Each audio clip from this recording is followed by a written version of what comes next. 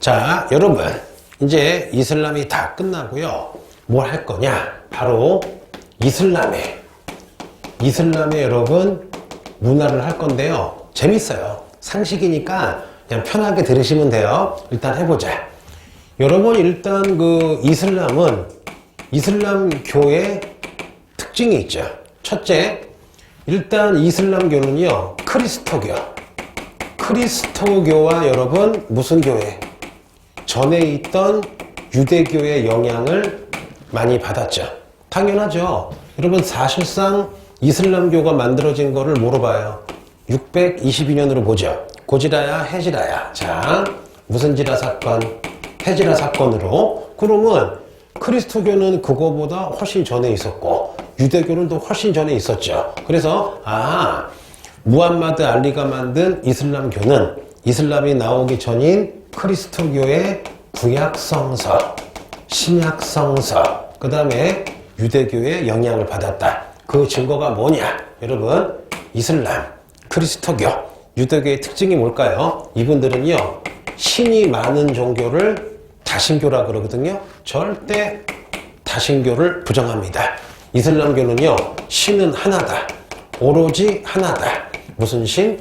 유일신이에요. 그래서 우리 알다시피 기독교도 여호와 하나님 한 분이죠? 유대교도 하나님 하나예요. 그래서 그 영향으로 이슬람도 유일신인데 뭐라고 부르느냐? 알라라고 불러요. 근데 이 알라가 바로 이들이 이슬람에서 주장하기는요, 이슬람은 의외로 크리스토교, 유대교도 인정을 해요. 인정을 하면서 유대교의 하나님, 크리스토교의 하나님이 바로 우리 이슬람의 하나님이다. 다만 아랍어로 하나님이 알라기 때문에 알라를 한 거다. 그래서 이 이슬람교는 그 크리스토교의 모세, 그 다음에 예수님, 그 다음에 뭐 다 인정을 해요, 여러분. 아담과 이브까지 다 인정을 해요. 자, 그래서 유일신이고, 또 네 번째, 이슬람교의 특징이 있어요. 모든 사람은 신, 알라 앞에 계급과 인종을 떠나서 뭐하다? 평등하다. 그래서 여러분, 이게 굉장한 거예요. 그래서 이 이슬람교는 모든 사람은 신 앞에서 평등하다. 이것 때문에 여러분, 세계적인 종교로 날 수가 있었던 거예요. 그래서 지금도 전 세계 인구의 25%인가? 20, 30억이 뭐를 믿어요, 여러분? 이슬람을 믿는 거예요. 그래서 그렇구나. 또 하나, 이슬람의 성경책을요, 우리가 무슨 란이라 불러요? 쿠란이라 불러요. 그러면 쿠란은 뭐냐? 이슬람의 바로 무슨 책이에요? 성경책을 쿠란이라고 합니다. 그래서 들리는 말에 의하면 여러분, 이슬람교를 창시한 사람인데 이슬람에서는 이 말을 싫어한대요. 이슬람은 이미 하나님이 있을 때부터 있었다. 그래서 창시한 게 아니라 하나님의 말을 전달하는 예언자, 무함마드 알리가 우리가 보기에는 창시했는데 이슬람교도 입장에서는 창시가 아니다. 원래 있었다. 그래서 이 알라가 바로 모세, 그 다음에 누구야? 솔로몬, 그 다음에 하나님이래. 예수님을 다 보낸 거다. 이미 있었다. 그런데 마지막으로 보낸 게 뭐냐? 최종 왕견팔이 무함마드 알리다. 그래서 그 이슬람에서는요, 모세, 예수님, 그 다음에 아브라함, 이담이래. 아담을 다 여러분 뭐라고 칭해요? 예언자라고 칭하는데, 내가 알기로는 쿠란에 예언자가 28명 정도가 언급되는 걸 알고 있는데, 얘기하기를 세상에 더 많은 예언자가 있다라고 좀 가능성을 둔 게 쿠란입니다. 그럼 이 쿠란은요, 반드시 여러분 무슨어로 써 있어요? 아랍어로 써 있어야 돼요. 왜냐? 이슬람을 창시한 사람이 누구예요? 무함마드 알리죠. 이 사람은 여러분 민족상 무슨 인이야? 당연히 아랍인이니까 쿠란은 아랍어로 써 있어요. 그래서 쿠란을 원칙적으로 다른 말로 번역하면은 금지라고 돼 있는데, 내가 알아봤더니 금지가 맞긴 맞아요. 왜냐? 아랍어로 적혀 있을 때 무함마드가 그대로 얘기한 건데, 이거를 한국어나 일본어나 영어로 번역하면 의미가 틀려진다. 그래서 쿠란은 반드시 아랍어로 배워라 라고 하는데, 번역을 해도 금지인데 되긴 되나 봐. 그래서 여러분 한국어, 뭐 일본어, 영어, 프랑스어로 쿠란을 번역해도 되긴 되는데 그거는 약간 뭐랄까 진정한 쿠란이 아니라 아랍어로 쿠란을 배우기 위한 하나의 방책. 그러니까 등급이 좀 떨어지는 거니까 진짜 쿠란은 아니고 아랍어 쿠란을 배우기 위한 연습서 정도로 뭐 보는 의미가 있대. 그래서 아주 금지는 아닌 것 같아. 근데 알아두세요. 그래서 원칙적으로는 쿠란은 뭐로 배워야 된다? 아랍어로 배워야 된다. 그럼 여러분 여기서 어마어마한 일이 생겨요. 물어보자. 단일 국가 중에 이슬람 신도가 제일 많은 나라가 어딜까? 다시 퀴즈. 단일 국가 중에 이슬람 교도 신도가 가장 많은 나라가 어딜까요? 사우디아라비아? 아니 여러분. 의외로 무슨 내시야? 인도네시아래요. 사우디아라비아 몇 천만 밖에 안 돼요. 근데 인도네시아는 거의 인구가 1억이 넘는데 90%가 이슬람 신자야. 그래서 전 세계에서 전 국민이 이슬람 신도 믿는 숫자가 가장 많은 게 어디예요? 인도네시아야. 그럼 중요한 게 해볼게요. 이슬람이면 여러분 이슬람 문화권을 형성해요. 왜냐? 쿠란을 같이 배우죠. 기본적으로 아랍어로 배우니까 이슬람 믿는 분들은 웬만큼 아랍어가 돼요. 그러면 어딜 가든 여러분 이슬람 신도니까 이슬람 쿠란으로 문화도 비슷하겠죠. 게다가 뭐야? 기본적으로 아랍어를 하니까 어떻게 돼요? 말이 통하고 네트워크가 형성이 되는 거야. 뭔지 아시겠죠? 이게 대단한 거예요. 그래서 이슬람의 성경책이 쿠란이구나. 아랍어로 외워야 되는구나. 대신에 번역은 원칙적으로 금지긴 하구나. 자, 지어볼게요. 되게 재밌어요. 자, 해보자. 이슬람 문화의 특징. 그리스도교와 유대교의 영향을 받았다. 그래서 신은 하나다. 무슨 신? 유일신. 알라 외에는 신이 없다. 그리고 중요한 거. 모든 사람은 신 앞에서 무슨 등하다? 평등하다. 그 다음에 그 이슬람의 성경책을 게란이에요? 쿠란이에요? 쿠란. 아랍어로 써있고, 자, 원칙적으로 번역은 금지가 돼 있다. 그 다음에 또 하나, 이슬람이 싫어하는 거, 다신교는 절대 인정하지 않아요. 그 다음에 여러분, 이슬람은요, 우상 숭배를 철저히 금지합니다. 예를 들면 여러분, 그 교회는 십자가 상징이 있고, 이렇게 절도 이렇게 여러분 있거나 부처님 상이 있잖아요. 근데 이거 이상하게 이슬람은 이런 거 안 된대. 왜냐? 정말 신을 믿어야 되는데 잘못하면 십자가나 불상 자체를 믿을 수가 있기 때문에 절대로 우상 같은 거, 성상 같은 것도 아예 없어요. 그러다 보니까 이들은 자, 또 하나 해보자. 우리가 여러분 교회나 성당 아시죠? 그리스도교에서 여러분 모이는 예배하는 장소가 이렇게 흔히 이렇게 보면은 딱 봐도 여러분 교회 성당이죠. 그런데 그 이슬람의 교회를 자 따라해볼게요. 자 이슬람의 교회를 우리가 여러분 자 무슨 크라 불러요? 모스크라 불러요. 절하는 장소, 신에게 예배하는 장소란 뜻이래요. 그러면 우리는 그 개신교는 교회, 카톨릭은 성당, 그 다음에 우리 불교는 여러분 이렇게 절이라고 하죠. 왜? 절하는 곳이야. 똑같은 거야. 절처럼 절하는 곳이다. 무슨 모스크예요. 그러면 모스크 특징은 뭐냐? 지붕이 이렇게 생겼어요. 우리가 이것을 뭐라 그래요? 돔이라 그러죠. 이렇게 돔이 있고 그 다음에 여러분 뭐가 있느냐? 여기다가 이렇게 미사일처럼 탑을 세워요. 이거 얘기한 적 있죠? 이걸 여러분 우리가 무슨 탑이라 불러요?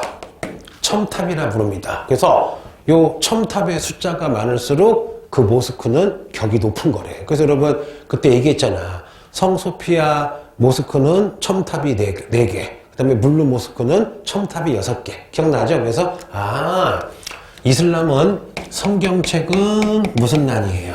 쿠란이고 이슬람 신도가 가서 기도하는 사당, 성당을 우리가 무슨 크라 그래요? 모스크는 건축 양식이 뭐가 있다? 돔, 둥근 지붕이 있고 첨탑이 있는데 요 안에 여러분 십자가나 무하마드 알리의 초상 같은 거 걸 수가 없잖아요. 그래서 안에 들어가면 벽에다가 여러분 봐봐요. 아라, 베스크, 무늬로 기하학적 문인으로 아름답게 장식을 합니다. 그래서 이슬람은 뭐를 싫어한다? 다신교, 신은 한 명이다. 두 번째, 절대 성상 숭배도 안 된다. 우상 숭배도 안 된다. 그래서 불상이나 십자가 같은 게 아예 없어요. 없고, 그 다음에 그 쿠란을 낭송하거나 예배 드리는 곳을 무슨 크라 그래요? 모스크. 모스크는 건축 양식이 돔이 있고 첨탑이 있고 그 안에는 기하학적 문인. 왜냐? 여러분 그 성상 숭배가 안 되니까 하얀 벽만 있으면 답답하잖아. 그래서 그 내가 몇 번 얘기했죠. 양탄자의 기하학적 무늬 같은 5번 아라베스크 무늬가 있다. 내가 여러분 하나 웃긴 얘기 해줄까요? 자, 이슬람 국가에 내가 여행을 갔어. 여행 가면 여러분 일단 공항에서 무슨 심사를 받아요? 입국 심사를 받죠. 그때 내가 깜짝 놀랐어. 내가 한 게 아니라 다른 사람 얘기야. 서양 얘기야. 가방에 갑자기 열더니 이슬람 세관 아저씨가 꼬마 애기 7살짜리 꼬마애가 가지고 있는 인형을 압수했대. 그러니까 아니 그 서양 사람 깜짝 놀라잖아. 미안해요. 이런 무슨 인형이 폭탄도 아니고 아무것도 아닌데 이슬람 국가 어떤 국가들은 인형을 압수한대. 왜냐? 인형도 우상이라 이거야. 너무 좀 압수하지 않은 국가도 있는데 압수하는 국가가 굉장히 많대요. 그 다음에 또 하나, 여러분 우리나라 그 그룹 중에 전 세계를 흥분시키는 여러분 BTS 오빠들 기억나죠? 그러면 이슬람 국가 그 소년들도 너무 우리 BTS가 좋은 거야. 그럼 집에다가 방에다가 이렇게 BTS 사진 걸어놓으면 난리가 난대. 아버지 할아버지가 들어와서 저거 띠라고. 이것도 무슨 숭배를 본대? 우상 숭배를 본대 여러분. 그래서 이슬람에서는 장난감 같은 경우가 함부로 못 사주나 봐. 그게 인형 같은 경우. 자, 그래서 이렇게 한번 들어본 적이 있습니다. 잠깐만요. 자, 됐습니다. 그래서 우상 숭배가 안 되고. 자, 두 번째, 이슬람의 특징이 있어요. 뭐냐? 육신 6개를 믿어야 되고요. 5개를 행해야 됩니다. 여러분 이건 그냥 외울 거 없고 편하게 들으세요. 이슬람 신도라면은 무조건 6개를 믿어야 돼. 하나가 뭐냐? 무조건 알라. 신을 믿을 신. 무조건 알라를 믿어야 된다. 그 다음에 알라의 부하인 여러 가브리엘 같은 천사도 믿어야 된다. 왜냐?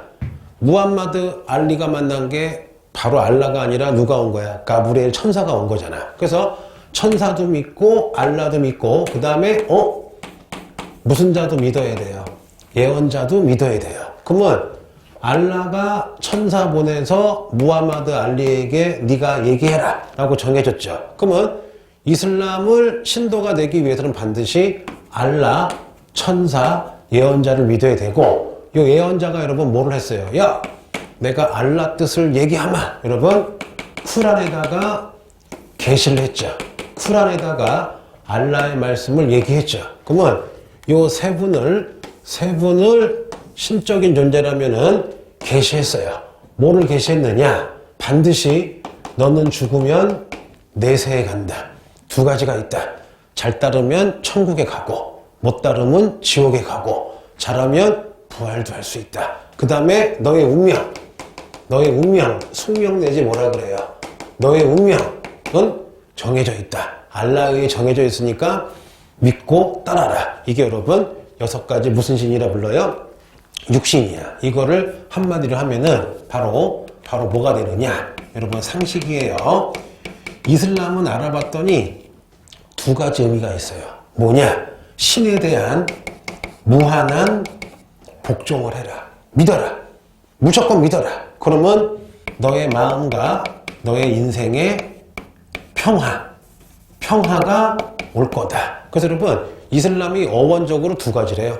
복종하면 평화가 올 거다. 이게 여러분 다 그 계기가 되는 거잖아요. 그래서 이슬람 빡세구나. 그럼 여기 육신 중에 왜 예언자가 있어요? 무함마드를 성스럽게 하는 거지 나름대로. 그래서 이슬람에서는 6가지를 믿는구나. 왜 여기 쉬워요? 일단 신, 알라, 그 밑에 천사가 전달해준 예언자, 그리고 하나님의 말씀인 계시, 쿠란. 그다음 뭐야? 너 쿠란에 써있는 믿어라. 운명이다. 내세를 믿어라. 그 얘기 되겠죠? 오행은 뭐냐? 반드시 이슬람 신자라면은 매일매일 1년 살아가면서 무조건 5개는 해야 돼요. 하나는 뭐냐? 신은 알라 하나며 그 밖에 존재하지 않으며 나는 신을 믿는다. 매일마다 나는 믿는다. 신앙 고백을 매일매일 해야 돼요. 그리고 알다시피 어떻게 돼요? 일정한 시간이 되면 메카를 향해서 하루에 5번 어떻게 여러분? 예배 내지는 절 내지는 뭐를 해야 돼요? 기도를 해야 되겠죠. 그 다음에 세 번째, 너 100만 원 벌면 10,000원이든 5,000원이든 못 사는 사람을 위해서 반드시 그들을 도와라. 야, 종교 안에 뭐가 있어? 기부가 있어. 네 주위에 불쌍한 사람이 있으면 반드시 뭐를 해야 돼요? 기부를 해야 돼요. 그리고 네 번째, 뭐가 있느냐? 라마단이라고 여러분 1년에 한 달인가 반드시 음식을 매일은 아니고 해가 뜬 동안은 한 달 동안 음식을 먹으면 안 돼요. 라마단이라고 들어본 적 있죠? 반드시 금식, 단식을 해야 되고 5번 하지라고 여러분 사우디아라비아에 있는 메카가 뭐냐? 여러분 해볼게요. 요 메카를 이슬람의 성지라고 해요. 반드시 여러분 일생에 한 번 메카를 순례해야 돼요. 그래서 이름 앞에 뭐 이분 막 하다가 하지가 붙으면 이분은 메카를 갔다 온 사람이래. 그래서 시골이야. 아주 시골에서 어떤 할아버지가 메카 한번 갔다 오면 그 이름 앞에 하지가 붙는데요. 그러면은 이슬람 세계에서는 완전 존경받는 분이야. 야, 저분이 목숨 걸고 메카를 갔다 왔대. 야, 지금이야 쉽죠. 근데 여러분 옛날 500년 전에 예를 들면 아프리카에서 메카 갔다 와봐. 목숨 걸고 갔다 오는 거죠. 갔다 온 순간 그 사람은 지역사회에서 아주 훌륭한 사람이 되는 거예요. 이걸 오행이라고 합니다. 그냥 알아만 두세요. 요걸로 해보자. 근데 여러분 봐봐. 매일마다 메카를 순례하다 보니까 여러분 잘못 길 가면 죽잖아요. 그러면 세계 이슬람 국가에서 다 메카로 오기 때문에 여러분 지도라든가 길을 잘 알아야 되겠죠. 그래서 여러분 이슬람은 자 해볼게요. 이슬람은 굉장히 무슨 학이 발달했다. 지리학이 발달했다. 또 하나 해보자. 여러분 이슬람에서요 지리학이 발달한 이유가 있어요. 자, 이슬람은 굉장히 상인들을 우대합니다. 왜 그럴까? 잘 생각해봐. 여러분 이슬람 만든 무함마드 알리가 직업이 뭐였어요? 상인이었어요. 여러분. 그러면 이슬람 창시자가 상인이야. 쿠란에도요 상업행위 장사하는 것을 되게 좋게 생각을 하고 권장을 해요. 그러다 보니까 이슬람 상인들은 여러분 여기저기 이동해야 되겠죠. 낙타 타거나 배 타고 여러분 저기 심지어 여러분 신라까지 오기도 하잖아요. 우리 한반도까지 오기도 하잖아요. 그래서 이슬람은 상인을 우대하니까 당연히 여러분 무슨 공업 발달했다? 상공업이 발달을 했다. 그러면 상인들은 여러분 여러 종류가 있겠지만 해볼게요. 자, 낙타나 말을 타고서 500명, 1000명 대규모로 이동하는 상인이 있는데 그 상인들을 부대처럼 수많은 상인들이 다닌다. 대상이 있어요. 이분들은 주로 무슨 길을 통해서? 비단길을 통해서 여러분 중국, 아프리카, 막 페르시아 다니는 게 대상이고 또 하나 여러분 또 뭐가 있느냐? 바다로 다니는 분들이 있죠, 여러분. 바다. 그래서 바다로 해양으로 다니는 무슨 상인? 해양 상인이 있어요. 그러면 이분들은 배를 타고 다니는데 삼각 이렇게 도수로한 따라해볼게요. 이슬람 상인이 타고 다녔던 배를 무슨 선이라 불러요? 다우선이야. 그래서 이슬람 분들은요, 자, 바로 낙타나 말 가지고 비단길이나 저기 어디야? 아프리카에 수백 명이 몰려다닌 대상도 있고, 바닷길 상인도 있죠. 근데 이슬람 상인이 이용했던 그 배를 뭐라 그래요? 다우선. 그래서 여러분, 이 상인들이요, 자, 중동, 그 다음에 아프리카, 그 다음에 어디 여러분, 중국 왔다 갔다 하죠. 심지어 여러분, 한반도까지도 가요. 그러다 보니까, 요 이슬람 상인들은요, 동서 문화를 뭐 하는 역할을 했다? 교류하는 역할을 했다. 그래서 여러분, 이 이슬람 문화는 이슬람, 페르시아, 비잔틴, 그리스, 중국, 인도 문화가 여러 가지가 요소가 짬뽕된 아주 화려한 문화가 뭐예요? 이슬람 문화. 그래서 동서 문화 교류를 가장 많이 시킨 거는 원나라도 있지만 몽골족도 있지만 오랫동안 여러분 무려 8세기에서 16세기 몇 년이야? 800년 동안 여러분 이슬람 상인들이 봐봐요. 대상, 그다음에 뭐야? 다호선 타고 막 왔다 갔다 하면서 동서 문화 교류에 큰 역할을 합니다. 그러다 보니까 당연히 여러분 무슨 학이 발달하겠어요? 당연히 지리학이 발달을 하겠죠. 또 하나 재밌는 거 보자. 자, 여기서 뭐 외울 건 없어요. 그냥 편하게 당연히 여러분 장사하고 왔다 갔다 하면 중국의 비단을 페르시아에 주고 페르시아의 여러 유리잔을 여러분 뭐 어디에 주고 여러 가지 할 거잖아. 그러면 물건이나 여러분 사상이 교류하다 보니까 당연히 동서 문화 교류에 큰 영향을 줬다. 이슬람 상인. 그 다음에 외울 것도 없어요. 당연히 무함마드 알리가 상인이니까 이슬람은 상인을 존중하니까 상공업 발달하고 또 하나 장사는 주로 어디서 해요? 도시에서 하죠. 그러다 보니까 여러분 이슬람 국가들은 기본적으로 굉장히 도시가 발달해요. 예를 들어 보자. 아바스 왕조의 무슨 다드? 바그다드. 기억나죠 여러분? 그 다음에 사파비 왕조의 무슨 판? 이스판. 그 다음에 후 우마이야 왕조의 코르도바. 이런 식으로 여러분 이슬람 상인들이 장사를 좋아하고 상업을 중시하니까 인구가 많이 모이겠죠. 그래서 여러분 서양에 비해서 솔직히 이슬람 도시가 훨씬 더 여러분 더 번창을 합니다. 자, 그래서 알아두고 옛날에 한번 시험 나왔던 거는 이슬람 상인들이 타고 다닌 배 5번 무슨 선? 다우선. 여기 아마 좀 이따가 사진 나올 건데 요 이슬람 상인하면 다우상도 있고 자 뭐예요? 말이나 납 타가지고 수백 명, 수천 명이 한꺼번에 이동하는 무슨 상? 대상도 외우면 좋아요. 알았죠? 자, 여기까지 했습니다. 자, 아직 끝난 거 아니에요, 여러분. 자, 여기까지 했고. 두 번째. 여러분, 요 이슬람은요. 자, 해보자. 또 뭐가 있느냐. 자, 이슬람은 여러분, 방금 얘기한 대로 의외로 자연과학이 발달을 했어요. 해보자. 일단 요 이슬람 사람들은요, 고대 그리스의 여러 과학, 그 다음에 페르시아 지역의 과학을 여러분 짬뽕해가지고 심지어 어디? 인도의 과학까지도 받아들여요. 그래서 여러분 해보자. 이슬람의 자연과학의 업적은 뭐냐면요. 지구는 둥글다. 오예.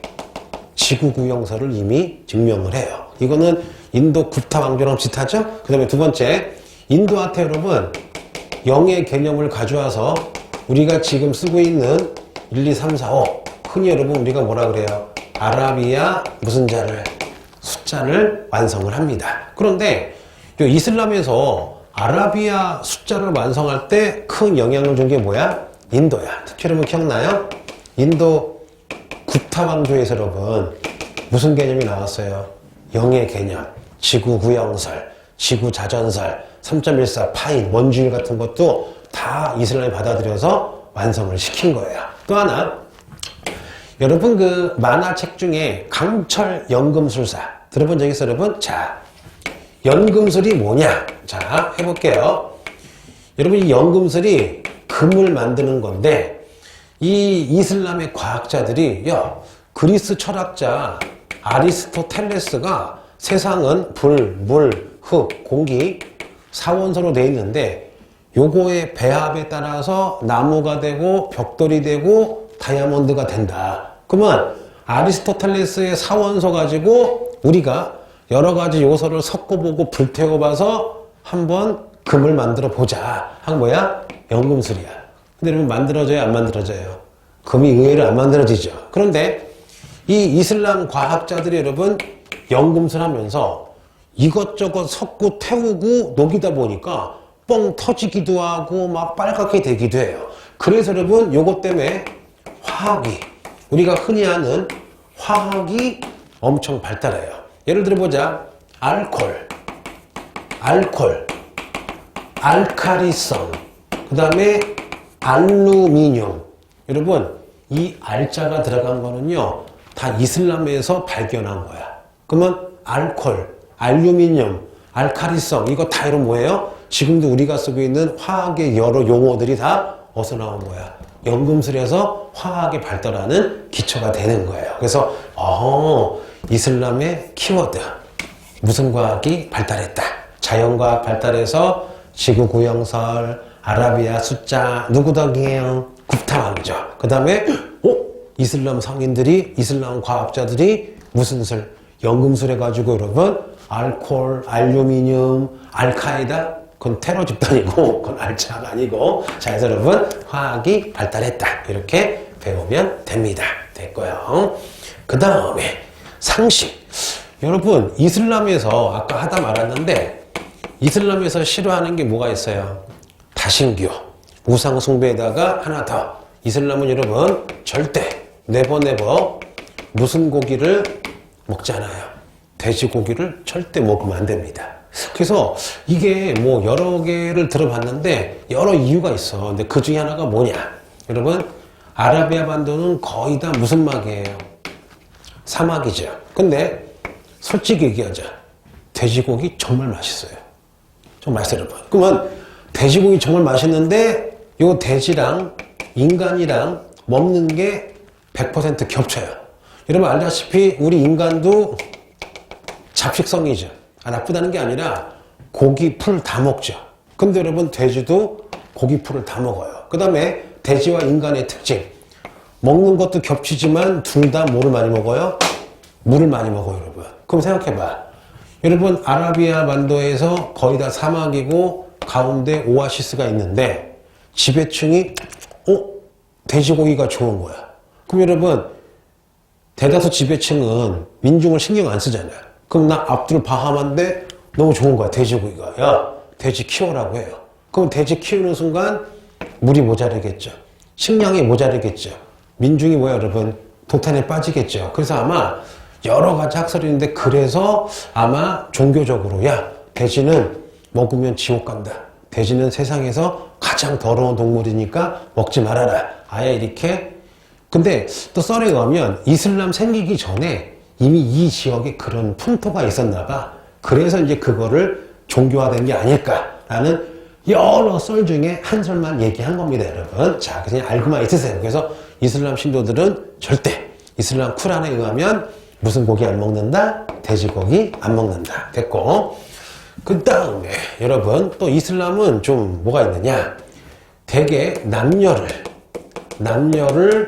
좀 차별하는 게 좀 굉장히 심하죠. 그래서 여러분 이슬람은 일부 남편 하나에 여러 처를 얻을 수 있다. 일부 다처인데 요것도 좀 설명을 할게요. 요거의 좋은 점이라기보다는 이거 생겼을 때 이유가 뭐냐? 이슬람이 여러분 전쟁을 많이 하다 보니까 남자가 많이 죽어요. 그러면 이제 남편이 없으신 여자분이 생기겠죠.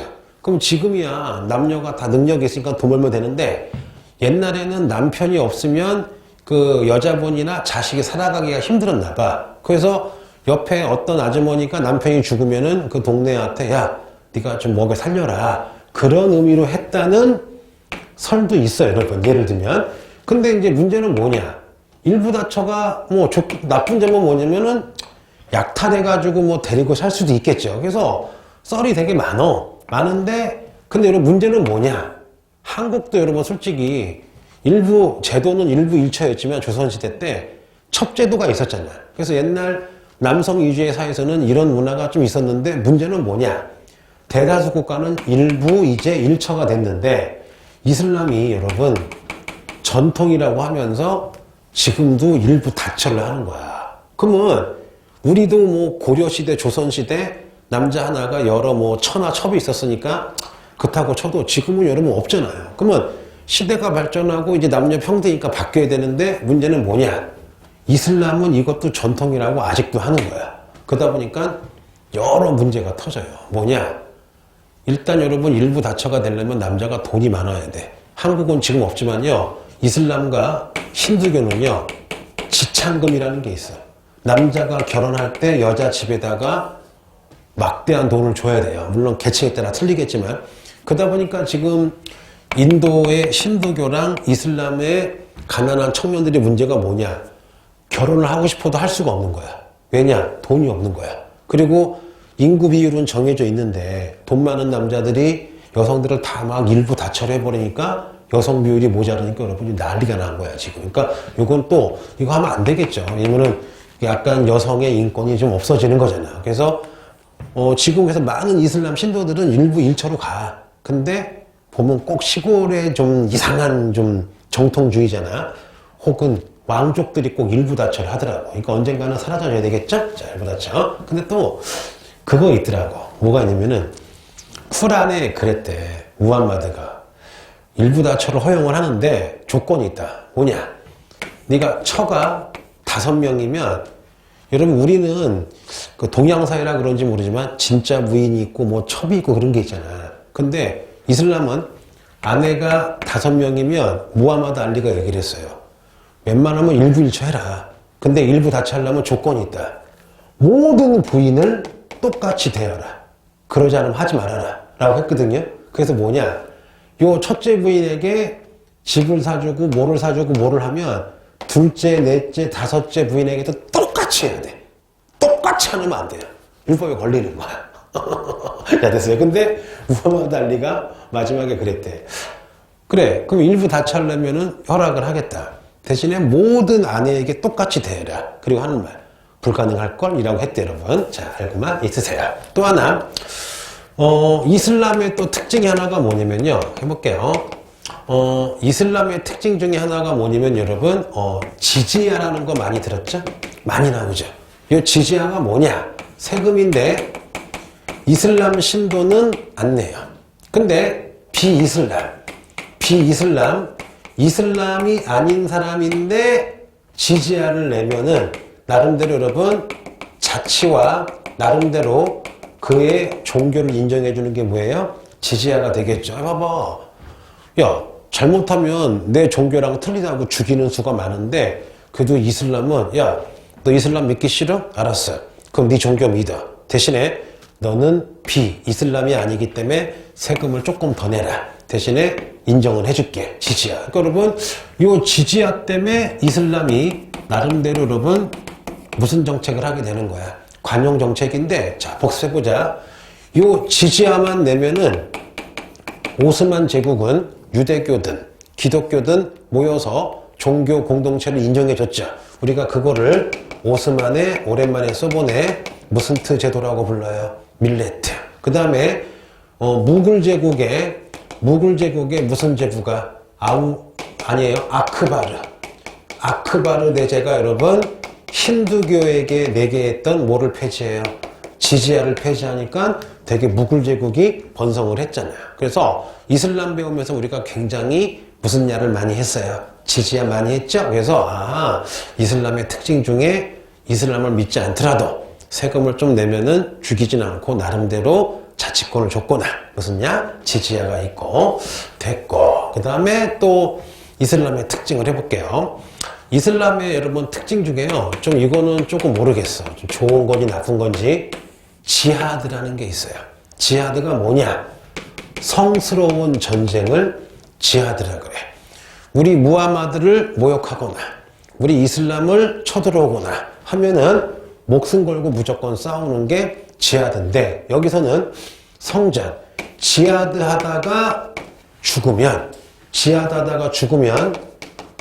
천국에 가서 영원히 살고 100여 명의 아내를 맞아들일 수 있고 막 그런 게 있어. 그러다 보니까 지하드의 좋은 점 여러분 진짜 목숨 걸고 싸우겠죠. 아니 진짜 열심히 싸우겠지. 왜? 싸우다 죽어도 지하드하다 죽으면 무함마드 알라 곁에 가가지고 영생하고 부활도 할 수 있고 수백 명의 아내가 생기고 막 좋잖아 여러분. 근데 문제는 뭐냐? 이거를 주로 요즘에 누가 이용해요? 테러리스트가 이걸 가지고 젊은 애들을 꼬시죠. 야 여러분 지금도 뭐 IS라든가 여러 테러 집단이 있잖아 이슬람. 그러면 이 테러 집단은 이슬람 사람 되게 싫어해요. 진짜. 그러니까 우리가 잘못하는 게 뭐냐면요. 절대 이슬람 입고로 테러리스트가 아니야. 이슬람은 내가 알아봤더니요. 이슬람의 99점 몇 %가 이런 IS 싫어한대 여러분. 완전 극단적이라.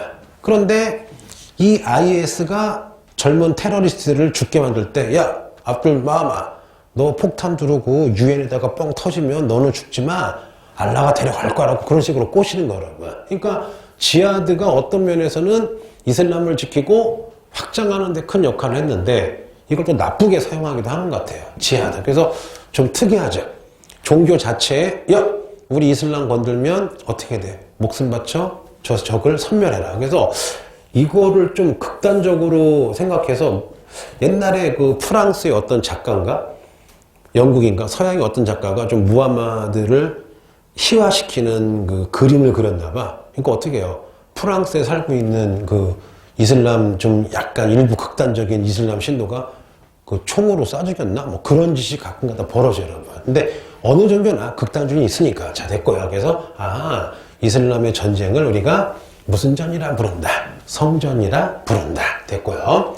그 다음에 여러분 이제 이슬람의 마지막으로 문화를 해보겠습니다. 자, 이슬람의 여러분 소설 중에 가장 유명한 게 아라비안 나이트라고 다 들어본 적 있죠? 요거를 우리가 다른 말로 천일 야화라고 부르는데 내가 알고 봤더니요 사산조 페르시아와 그 중동 지역의 여러분 설화들을 모아놓은 게 무슨 나이트예요? 아라비안 나이트인데 여러분이 잘 아는 게 있어요. 바로 뭘까? 알라딘. 알죠? 알라딘도 아라비안 나이트에 있고 신바드의 몸도 아라비안 나이트에. 그러니까 한국으로 치면은 여러 고대 설화가 담겨있는 삼국유사 같은 게 아라비안 나이트인데 이거 잠깐 설명해 줄게요. 어떤 포악한 이슬람의 왕이 있었는데 항상 밤마다 여자를 부른 다음에 같이 밤을 지샌 다음에 반드시 다음날 여자를 죽이는 거야. 수백 명을. 그러니까 야, 너 들어와 해서 얘기 나누다가 하루 지나면은 죽여버리는 거예요. 그러다가 전 국민이 떠는 거야. 왜? 내 딸 불러서 여러분 얘기하다가 하루 지나면 죽여버리기 얼마나 황당하니. 근데 어떤 지혜로운 여자가 잡혀갔는데 여자가 똑똑한 거야. 그래서 왕이 얘기를 해. 너 1000일 동안 재밌는 얘기를 하면은 네 목숨은 구해주겠대. 그래서 여러분 이 여자가 1000일 동안 계속 얘기를 한 거를 적어놨다는 게 아라비안 나이트인데 그래서 1000일 야화인데 1000일 동안 얘기한 게 아니라 1000하고 하루 얘기한 거야. 그래서 여러분 외워주세요. 이거 잘 나와요. 아라비안 나이트의 다른 이름이 뭐예요? 1000일 야화인데 1000일 동안 얘기한 게 아니라 1000하루 동안 얘기한 거예요. 근데 어떤 부분은 굉장히 야해. 내가 다 보진 않고 대충 봤거든요. 어른용으로. 되게 야해요. 되게 야한 게 있고. 참고로 우리나라 여러분 춘향전도 원본은 조금 약간 야해요. 자, 됐고 그래서 이슬람 문학의 최고봉은 무슨 나이트다? 아라비안 나이트다. 됐고. 자, 해보자. 자, 두 번째. 자, 여러분 일단 이분 신하라는 분이 있어요. 이분 신하. 해보자. 이분은요, 대략 11세기 그 초의 분인데요. 이 사람은 이슬람에서 가장 여러분 위대한 닥터, 가장 위대한 의사예요. 이분이 여러분, 와, 내가 조금 책 봤더니 천재야. 지니어스야. 뭐냐? 이미 여러분 18살에 거의 모든 학문을 마스터했어요. 뭐 신학, 법학, 어학 모든 걸 다 마스터하고 특히 이분이 가장 관심이 있는 게 의학 플러스 놀라지 마세요. 그리스의 아리스토텔레스 연구를 엄청 해서 근데 웃긴 건 뭐냐? 이 당시 서양의 중세는 인간 중심의 아리스토를 금지해가지고 이미 단절됐어요. 그런데 여러분 희한하게 봐봐요. 희한하게 이슬람은 봐봐. 쿠란은 여러분 하나님의 말씀이죠. 그래서 쿠란을 공부하다 보니까 이슬람은 당연히 신에 관한 학문, 신학이 발달했겠죠. 그런데 쿠란 무슨으로 써 있어? 아랍어로 써 있으니까 아랍어가 정의가 돼야 되겠죠. 봐봐 여러분 아라비아 셔도 굉장히 넓잖아. 그럼 여기랑 뭔가 틀리면 안 되겠죠. 그래서 쿠란 공부하면서 자세히 공부하다 보니까 언어학도 발달해요. 그리고 여러분 신학을 또 하려면 뭐가 필요해? 바탕에 철학이 필요하잖아. 그래서 쿠란 하면서 신학, 언어학에다가 여러분 봐봐요. 이슬람 사회는 대부분 정교 일치야. 쿠란에 의해서 정치, 경제, 사회, 문화가 만들어져요. 그러면 결국 쿠란이 법이잖아. 그래서 쿠란을 여러분 공부하면서 뭐까지 발달해요? 법까지 발달해요. 그러면 쿠란 가지고 공부하니까 신학, 쿠란 가지고 공부하니까 언어학, 쿠란 가지고 공부하니까 법학이 유명해지죠. 게다가 여러분 여긴 안 나오지만 당연히 신학을 하기 위해서는 기본적으로 뭐가 깔려 있어야 돼? 철학이 깔려 있어야 돼요. 그랬을 때 여러분 요 이분 신화는 일단 의사로서 엄청난 책, 의학 전범이라는 책을 쓰는데 이게 왜 위대하느냐? 요거를 서양 애들이 번역해 가서 몇 년 동안 500년 동안 서양 의사들이 수학 정석이 되는 거야. 그래서 여러분 나중에 서양에서 요 이분 신화를 저분들이 이 이분 신화야말로 의사의 왕이라고 할 정도로 여러분 엄청나게 방대하고 그 당시 의학에서 최고봉이 바로 뭐예요? 서양이 아니었어. 서양이 아니었어요. 누가 여러분? 이분 신화야. 그리고 이분 신화가 의학 전범 만들어서 서양의 의학을 높이기도 하지만 여러분 아리스토텔레스의 철학을 엄청나게 연구를 해요. 나중에 그래서 여러분 요 이분 신화 때문에 이슬람 세계의 아리스토텔레스가 되게 유명해져요.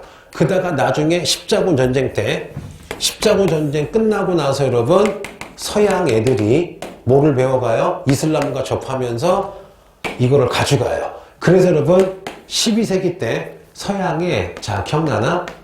토마스 무슨 나스? 토마스 아퀴나스 여러분 아시죠? 무슨 철학? 자 따라해보자. 스콜라 철학이라고 아시죠? 자 그 전까지 서양의 신학은 자 해볼게. 플라톤의 철학 가지고 했죠. 교부 철학. 그런데 토마스 아퀴나스가 아니다.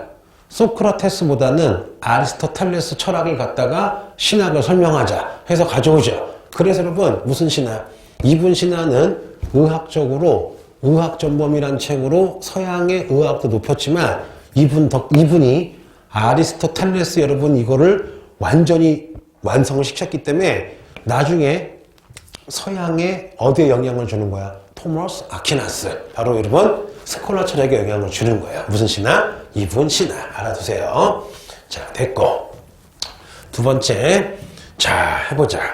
여러분 이분은 되게 많이 알 거예요. 이분이에요. 이분 바투타.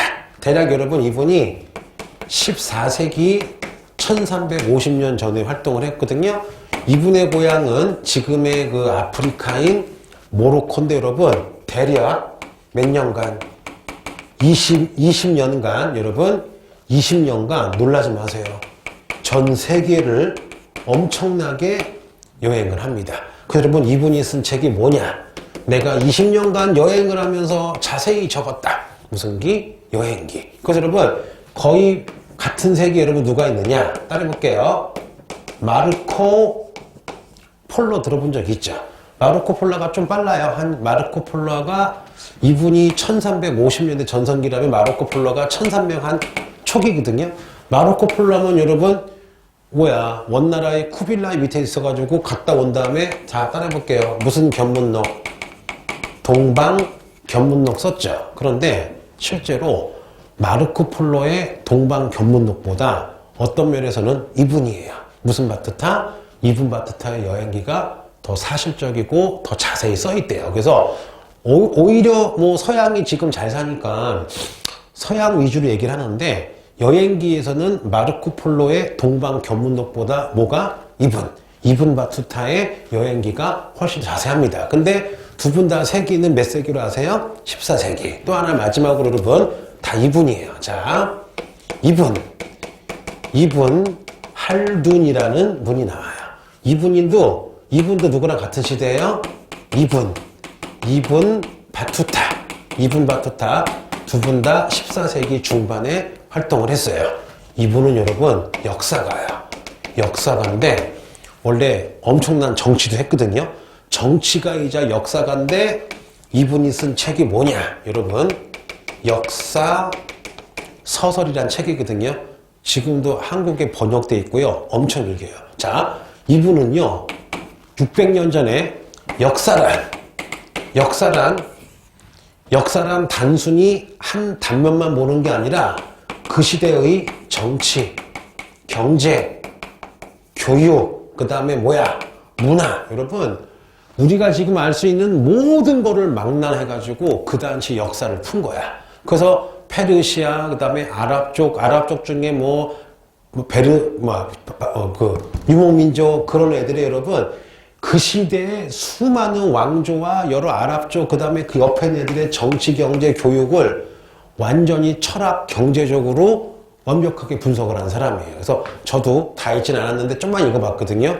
여러분 정말 깊이가 있는 책이더라고요. 그래서 나중에 혹시 역사학과를 좋아하는 분들은 꼭 한번 읽어보세요. 그래서 여러분 이런 식으로 그냥 간단하게 이슬람 역사를 정리했거든요. 이 정도만 아시면 충분할 겁니다. 자, 감사합니다.